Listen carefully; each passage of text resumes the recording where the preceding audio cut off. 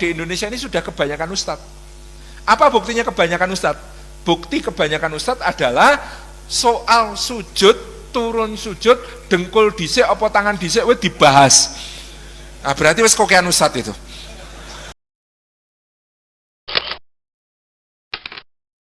Saya bilang ke anak-anak saya, "Nduk, Le, dakwah tugas kita semua, Indonesia jatahi Bapak." Oh iya, Indonesia sudah jatahnya Bapak. Kamu keluar, di Indonesia ini sudah kebanyakan ustadz. Apa buktinya kebanyakan ustadz? Bukti kebanyakan ustadz adalah soal sujud, turun sujud, dengkul dhisik apa tangan dhisik wis dibahas. Nah, berarti wis kokean ustadz itu. Wong sing kono ada 2 miliar manusia di Cina, 150 juta orang di Jepang, irung kenal sholat kok kene malah ribut soal dengkul sike apa tangan sike. Padahal Syekh Muhammad bin Shalih Al-Utsaimin itu pernah ditanya hal itu ya. Karena memang hadisnya itu interpretatif, karena jangan turun seperti turunnya unta. Nah, turunnya unta itu bagaimana? Apakah seperti manusia? Masalahnya unta ki sikile papat manusia sikile loro. Nah, jangan turun seperti turunnya unta itu berarti tangan sike apa dengkul sike. Ini semua ulama yang berpendapat punya penjelasannya. Maka ketika ada orang ribut, Syekh Utsaimin ditanya, tangan riyen apa dengkul riyen? Apa jawab beliau? Sing penting aja sirah sike. Loro. Bener kata niku. Cocok saya jawaban. Gini ya, jadi ini kesabaran dakwahnya luar biasa sampai kemudian mereka punya pimpinan namanya Pangeran Abdul Fattah yang ternyata adalah putra baginda sendiri Raja Brawijaya V yang kemudian sudah sangat dekat dengan dakwah. Dan menurut berbagai riwayat beliau masuk Islam. Ini Raja Brawijaya V ini punya putra, salah satunya namanya Raden Abdul Fattah yang kemudian mendirikan pemerintahan di Demak sebagai sebuah kadipaten di bawah Majapahit. Sedemikian pula akhirnya kadipaten-kadipaten pesisir ini karena rakyatnya banyak yang muslim, maka adipatinya juga muslim.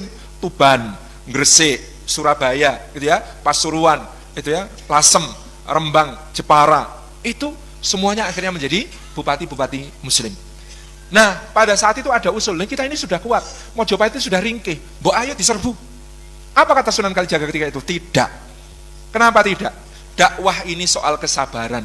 Kalau sekarang kita menyerang Majapahit, maka rakyat akan memandang Raden Abdul Fattah sebagai anak durhaka. Dalam jiwa orang Jawa tertanam satu pandangan, anak durhaka itu tidak akan pernah baik selama-lamanya. Maka lebih baik sabar, lanjutkan dakwah. Wong nyatanya kita bisa mengubah wilayah pesisir penguasanya menjadi muslim setelah kita tekun berdakwah. Hanya soal waktu Majapahit itu. Tapi Allah menganugerahkan kesempatan lebih cepat. Pada tahun 1478 yang dalam sengkalan disebut Sirno Ilang Kertaning Bumi, terjadi penyerbuan ke ibu kota Majapahit yang ada di Trowulan, Mojokerto sekarang. Siapa yang menyerbu? Masya Allah, bukan muslimin. Yang menyerbu sesama Hindu namanya Adipati Girindrawardhana. Dia melakukan kudeta kepada Raja Brawijaya V. Raja Brawijaya V disingkirkan dari tahta dan kemudian pergi ke sini, kemana? Gunung Lawu. Tapi nanti ceritanya masih panjang. Dari Gunung Lawu ini nanti beliau kemudian ke timur lagi. Jadi ke sini mungkin survei dulu. Beliau balik lagi ke timur. Ketika Girindrawardhana ini kemudian dikudeta lagi, dia berdiri sebagai Brawijaya 6 tahun 1478. Jadi nyuwun sewu, ada orang yang mengira Sirno Ilang Kertaning Bumi berarti runtuhnya Majapahit oleh keserbuan Islam. Salah. Sirno Ilang Kertaning Bumi ini adalah kudeta Raja Brawijaya V oleh Adipati Girindrawardhana. Ketika kemudian Girindrawardhana ini jadi raja, ternyata dianggap tidak tegas oleh patihnya yang namanya Patih Udara. Maka dalam beberapa sumber, misalnya Tommy Pires, seorang pengenalan dari Eropa, menyebut ketika itu Raja Majapahit namanya Pabu Tala. Pabu Tala. Sumber Cina juga menyebut Pabu Tala. Pabu Tala ini adalah Prabu Udara. Prabu Udara yang kemudian naik tahta sebagai Brawijaya ke-7. Pengkudeta kedua. Jadi kudeta pertama, orang yang mengkudeta ini dikudeta lagi oleh yang berikutnya. Nah, Prabu Udara inilah yang pada tahun 1403 kemudian berperang dengan Demak. Jadi muslimin itu tidak berperang melawan Brawijaya V, ayahanda Raden Fattah, tetapi melawan pengkudeta yang kemudian bertahta pada saat itu di Majapahit. Maka rakyat Majapahit pada saat itu yang masih Hindu pun bahu-membahu membela Raden Patah. Kenapa? Dianggap pewaris sahnya Majapahit Raden Patah karena putranya Brawijaya 5.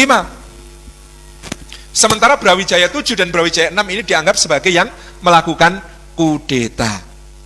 Jadi kita bisa bayangkan, sabarnya luar biasa para ulama ini, nunggu momentum, meskipun tidak diniati nunggu momentum, niatnya dakwah terus.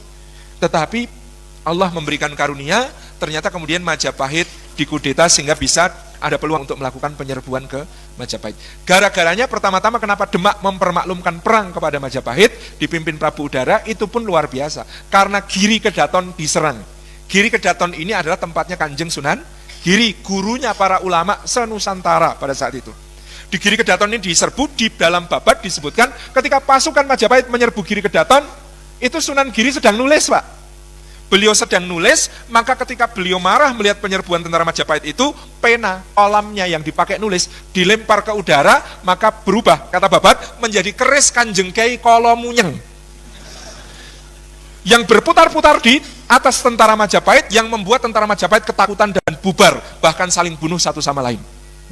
Ini lagi-lagi babat itu membacanya tidak boleh laterlek. Apa maksudnya keris Kanjeng Kyai Kolomunyeng?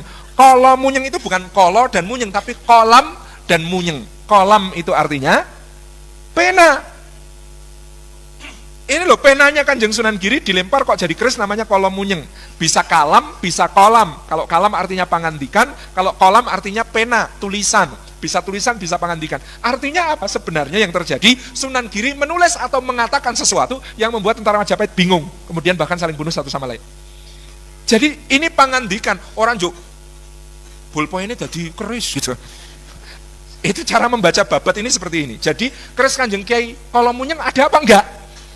Ya nek gawe keris yo dijenengi dhewe ya ono gitu kan. Tetapi yang disebut sebagai Kolomunyeng sebenarnya adalah dalam babat bukan nama keris, tetapi sebuah metafor.